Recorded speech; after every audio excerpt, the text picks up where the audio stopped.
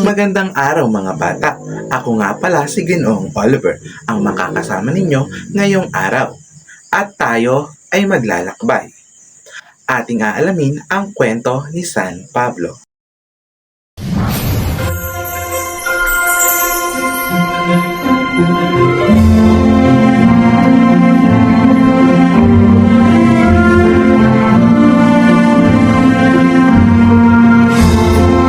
Si San Pablo noon ay Si Saul. isang kilalang taga-usig ng mga Kristiyano. Ngunit nagbago ang lahat nang makilala niya si Jesus. Isang araw habang nasa daan patungong Damasco, nakakita si Saulo ng isang liwanag na nagmumula sa kalangitan at narinig ang tinig ni Saul, Jesus. why do you persecute me? Magmula noon, naging masugid na tagasunod ni Jesus Si Saul. at pinalitan ang pangalan niya ng Pablo. Naglakbay si San Pablo sa iba't ibang lugar upang ipakalat ang mabuting balita.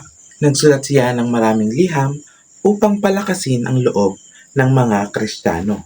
Tulad ng nasa aklat at sulat niya sa mga taga-Roma at mga taga-Korinto at iba pa.